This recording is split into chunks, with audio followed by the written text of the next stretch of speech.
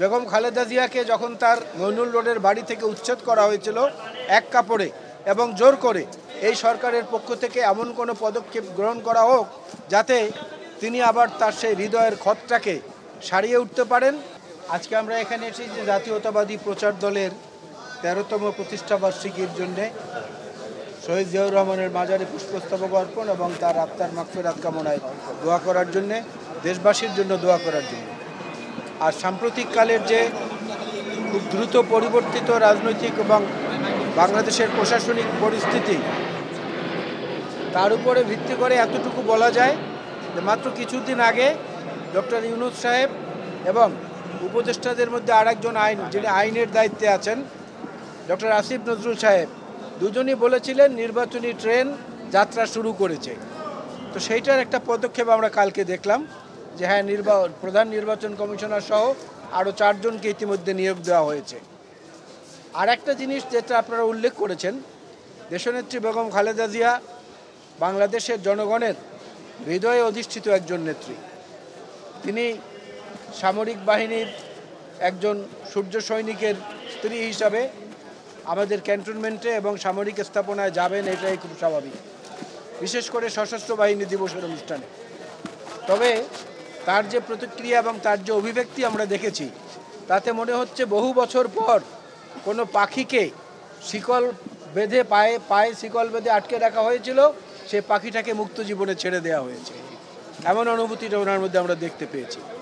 তো আজকে এখান থেকে আমাদের পক্ষ থেকে আরেকটি কথা আমরা বলতে চাই আমাদের প্রতিরক্ষা বাহিনীর উদ্দেশ্য করে।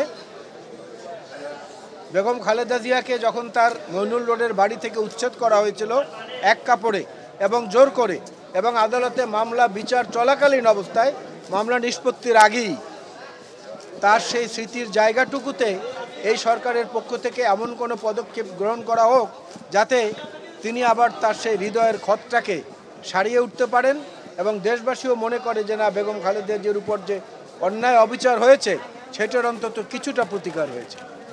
ভাই, আমার একটা প্রশ্ন ছিল। আমার নাম শহীদুল ইসলাম খোকন, আমি দৈনিক মাতৃভূমির খবর স্পেশাল করেসপন্ডেন্ট। আপনারা যে এই যে প্রধান উপদেষ্টা যেটা বললেন যে আপনারা যদি সংস্কার না চান তাহলে আমরা খুব দ্রুত আমরা সংস্কার না দিয়ে কিন্তু আমরা সংস্কার না করে আমরা ইলেকশনটা দিয়ে দিব। তো আপনারা কি সংস্কারের পক্ষে আছেন না সংস্কারটা পরে হবে, নাকি সংস্কারের আগেই আপনারা নির্বাচন চাচ্ছেন? এটা একটু সংস্কারের জন্মদাতা তো বিএনপি। আচ্ছা, এটা একটু ক্লিয়ার। 2030 ভিশন, শহীদ জিয়াউর রহমানের 19 দফা এবং সর্বশেষ আমাদের পরিণত 27 দফা এবং আন্দোলনরত দলগুলোর সঙ্গে মিলে উপসংহারে এসে 31 দফা। সংস্কার শব্দ এবং সংস্কারের যে আকৃতি, এটা তো বিএনপির হাতে তৈরি। আমরা সেই সংস্কারের পক্ষে থাকবো না এমনটা তো চিন্তা করাই দূষণীয়। এই সংস্কারের মধ্যে এসে পরবর্তীতে যোগ দিয়েছে বৈষম্য বিরোধী ছাত্র আন্দোলনের সাহসী নেতারা এবং আজকের এই অন্তর্বর্তীকালীন সরকার। সুতরাং লক্ষ্য তো সবার এক, কিন্তু অন্তহীন সময় তো সেজন্য সংস্কারের জন্য নেওয়া উচিত হবে না। না, এটা দিনক্ষণ গুণে বলা যাবে না, এটা বাস্তব অবস্থা বলে দিবে। যেমন গতকালকে যে প্রধান নির্বাচন কমিশনার সহ অন্যান্যদের নাম ঘোষণা করা হয়েছে, এটা তো আমরা বলিনি, ওনারা করেছেন। এ তো বুঝলাম একটা পদক্ষেপ এগিয়েছে। এইভাবে যতটা আগাবে এটা আপনারাও বুঝবেন, আমরাও বুঝবো, তখনই মনে করবো যে নির্বাচনের জন্য উপযুক্ত সময় তৈরি হয়েছে। ধন্যবাদ।